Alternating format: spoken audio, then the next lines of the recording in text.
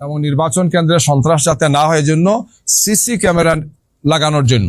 ওনারা বলেছেন যে আমরা এই পরামর্শের ভিত্তিতে বসেছি, আলোচনা করেছি, দিয়েছি, কিন্তু আমরা দৃশ্যমান খুব ভালো দেখতে পাচ্ছি না। ওনারা বলেছেন যে দিয়েছেন, তো আমরা বলেছি যে না, ভিতরে বাইরে সব জায়গাতেই এটা থাকতে হবে, যাতে কোনো মানুষই সেখানে গিয়ে ক্ষতিগ্রস্ত আমরা চাই না।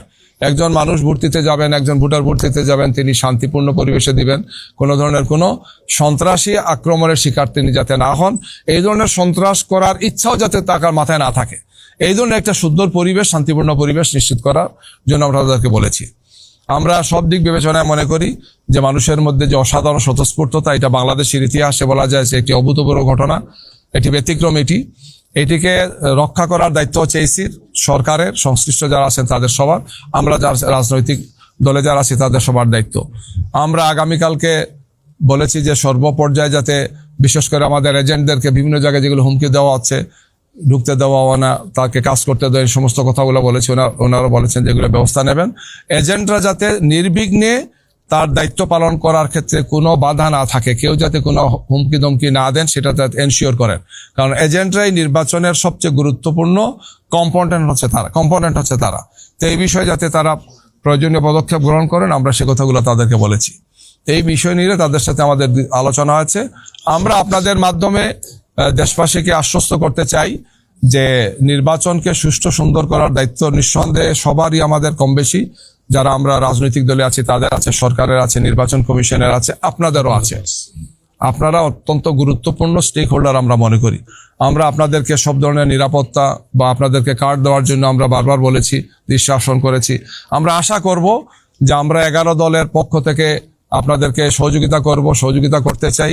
আপনাদের কাছে আমাদের এই প্রত্যাশা থাকবে যে কোনো তথ্য যাতে অপতথ্যের রূপ না নেয়, আমাদেরকে এমনভাবে যাতে কোনো মিডিয়ার মুখোমুখি করা না হয় যেটা আসলে সত্য নয়, অথচ সেটাকে এইভাবে এমন করে ফেব্রিকেটেড করা হয়, যাতে একটা দলকে বা আমাদের এই জোটকে, আমাদের ঐক্যকে যাতে বিনষ্ট না করা হয়, মানুষের মধ্যে যাতে আমাদের ব্যাপারে খারাপ কিছু না হয়, আমরা এটা আপনাদের কাছে সনির্বন্ধ অনুরোধ করব। আমি এর আগেও বলেছি যে গত 28 তারিখ মেহেরপুরের এই ধরনের একটা নিউজ ছিল, যেহেতু সাংবাদিক বন্ধুগণ আপনাদেরকে বলতে হচ্ছে যে জামাত ইসলামীর মেহেরপুর জেলার আমিরের গাড়িতে অস্ত্রসহ তাকে গ্রেফতার করা হয়েছে। পরে দেখা গেল আমির সাহেব সেখানে নাই, গাড়িতে আছে কি, সেখানে কাজ হবে, স্টেজের কাজ হবে জন্য গাড়িতে করে খন্তি শাবল এগুলা নিয়ে যাচ্ছে। কয়েক মিনিটের মাথায়, ঘন্টাখানেকের মধ্যেই পরবর্তীতে এটা সেটেল হয়েছে এবং পুলিশ আসছে, সাংবাদিকরা গেছেন, তারপরে এটা সলভ হয়েছে যে এটা আসলে কোনো কিছু নেই। কিন্তু এই যে 1 ঘন্টা একটা দলের মারাত্মক ক্ষতি করা হলো, এটা সুস্থ সাংবাদিকতা, নিরপেক্ষ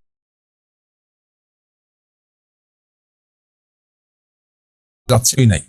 যারা করেছেন পরবর্তী আমরা তাদেরকে বলেছি যে আপনি নিউজটা দিলেন, প্রমাণ হওয়ার পর তো আপনার উচিত ছিল এটা স্বীকার করে অ্যাপোলজি বলা, যেটা আমি সঠিক তথ্যটা দেইনি। জাস্ট আপনাদেরকে বললাম এই কারণেই, যেহেতু নির্বাচন একটি খুবই স্পর্শকাতর বিষয়, এই ধরনের তথ্য, অপতথ্য বা এই ধরনের ফেব্রিকেটেড বিষয়গুলোকে এনে জনমনে যাতে কোনো ধরনের উদ্বেগ, উৎকণ্ঠা তৈরি না হয়, জনগণ যাতে শান্তিপূর্ণভাবে ভোট দেয়।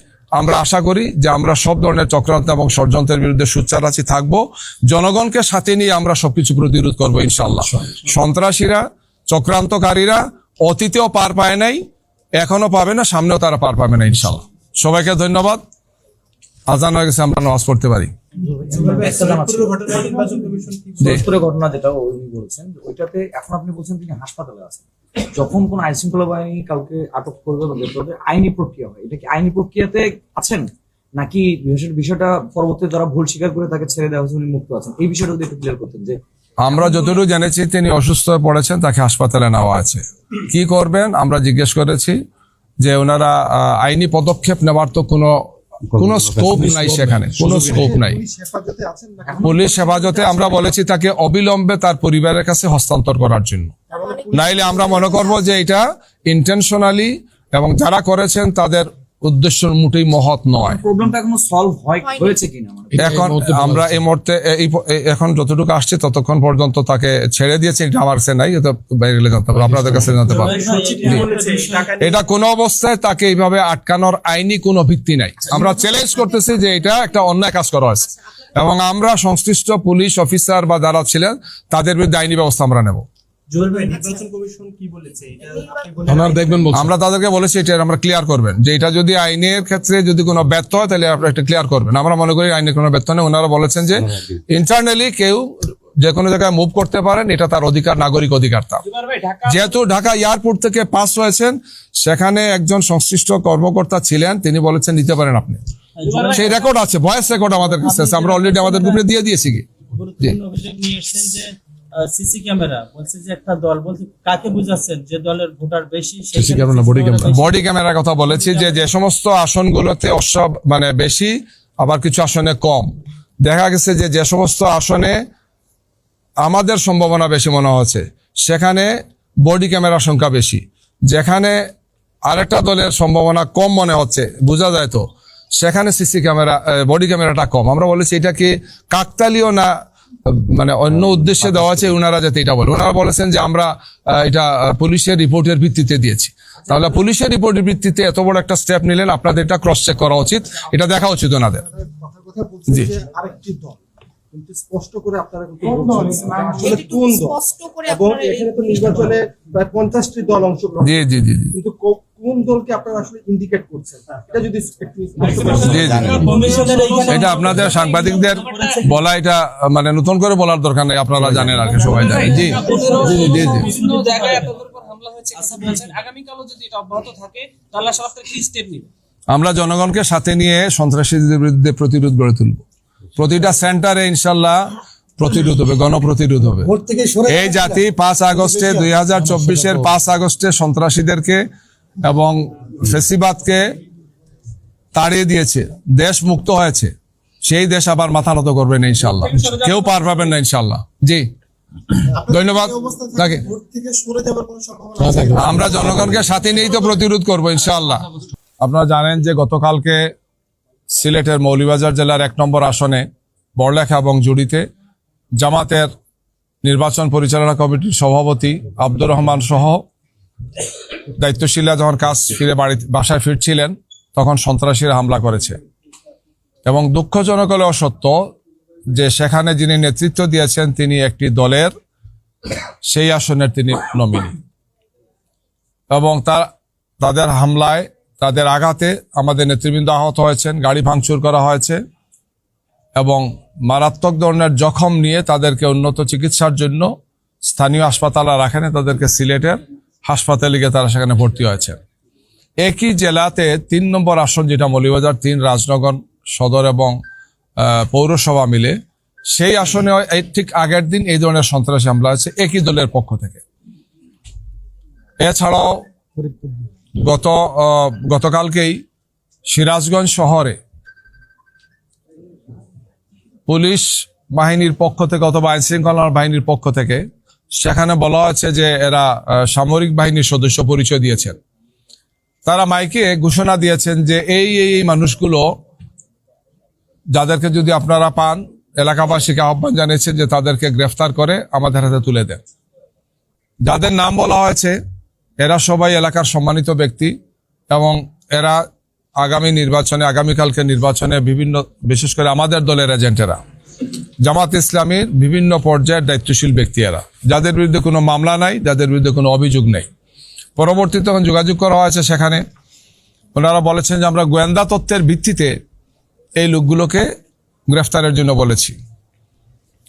ডিসি সাহেব অথবা রিটার্নিং অফিসার সাহেব কোনো দায়িত্ব নেন নাই, পুলিশ কোনো দায়িত্ব নেয় নাই। আমরা এই বিষয়গুলো পরবর্তীতে লিখিতভাবে জানিয়েছি যে এই ধরনের কোনো ভূমিকা যদি কোনো বাহিনী রাখেন, তাহলে তিনি আইনের কতটুকু সম্মান তিনি দেখেন আইনের প্রতি। একজন লোকের উপর যদি কোনো মিথ্যা মামলা থাকে বা বাস্তবিক কোনো মামলা থাকে, সেখানে কোর্ট আছে, আদালত আছে, কিন্তু এইভাবে মাইকিং করে জনমনে একটা ভীতিকর পরিবেশ তৈরি করার জন্য কে বা কারা এই ধরনের বাহিনীগুলোকে উস্কানি দিচ্ছে, যেটি একটি সুষ্ঠু সুন্দর নির্বাচনের জন্য মারাত্মক ধরনের অন্তরায়। ফরিদপুরে একই ধরনের ঘটনা ঘটেছে, ফরিদপুর 2 নম্বর আসনে 2 নম্বর আসনে একই ধরনের ঘটনা ঘটেছে। সেখানে যারা আমাদের নির্বাচনের এজেন্ট হবেন, দায়িত্বশীল যারা আছেন, তাদের উপর হামলা হয়েছে, আঘাত করা হয়েছে, তাদেরকে ফিজিক্যালি অ্যাসল্ট করা হয়েছে। একই ঘটনা ঘটেছে নেত্রকোনা ঘটেছে, মানিকগঞ্জে ঘটেছে, এবং বরিশালে ঘটেছে, ইয়েতে ঘটেছে গিয়ে, পটুয়াখালীতে ঘটেছে গিয়ে। মানে একটার পর একটা ঘটনা এই ধরনের ঘটে যাচ্ছে, হামলা হচ্ছে, আঘাত করা হচ্ছে, ক্ষতিগ্রস্ত করা হচ্ছে। এর পাশাপাশি আমরা আপনাদেরকে আগেও বলেছি যে ঢাকা 15 আসন যেখানে বাংলাদেশ জামাত ইসলামীর আমির ডাক্তার শফিকুর রহমান সাহেব ইলেকশন করবেন, গত রাত্রে তার 12টি নির্বাচনী ক্যাম্প আকারা পুড়িয়ে দিয়েছে, ভেঙেছে, একদম টোটালি ডিস্ট্রয় করে ফেলেছে। আমরা ইসিকে কথাগুলো বলেছি তাদেরকে যে এখন ঢাকা শহরে এবং বড় রাস্তার পাশে, এগুলো এমন না যে খুব মানে অপরিচিত জায়গাতে এই বিষয়টা, সেখানে এই ধরনের যদি নির্বাচনী ক্যাম্প ভাঙচুর হয় তাহলে আইন শৃঙ্খলা যারা দায়িত্বে আছেন তাদের আসলে কতটুকু রেসপন্সিবিলিটি এটা নিয়ে প্রশ্ন তো দেখা দেবে। আমরা তাদেরকে বলেছি এই সমস্ত বিষয় কোয়ারি করে ব্যবস্থা গ্রহণ করার জন্য। এর আগেও একটা ঘটনা ঘটেছে গতকালকে, সেখানে একটা লিফলেট আপনারা দেখেছেন কে বা কারা ছেড়েছে যে বিকাশে টাকা দেওয়া হবে, আপাতত অ্যাডভান্স তো দিলাম, বাকি এত থাকলো, আর আল্লাহর উপর হাজির নাজির দিন এগুলো কাউরে বলবেন না বলে আবার এটা লিফলেটটা ছাপানো হয়েছে, ডিস্ট্রিবিউট করা হয়েছে। আবার আরেকটা দলের দেখলাম যে কিছু সময় পরে সেই দলের অফিসে এটা নিয়ে আবার ব্রিফিংও করেছে। কিছু সময় পরে সেই দলের পক্ষ থেকে এখানে এসে আবার বলতেছেন যে একটা বিশেষ দলের পক্ষ থেকে টাকা বিতরণ করা হচ্ছে। এগুলা কি কোইন্সিডেন্ট, একটার সাথে একটা রিলেটেড কি নাকি? নাটকগুলো সাজানো হচ্ছে, ব্রিফিং করা হচ্ছে, পরিস্থিতিটাকে ঘোলাটে করার চেষ্টা করা হচ্ছে। এই ধরনের ঘটনা আগেও কিছু ঘটেছে গিয়ে। আমরা আশা করি যে এই ধরনের অন্যায় এবং অন্যায্য পদক্ষেপ কেউ গ্রহণ করবেন না।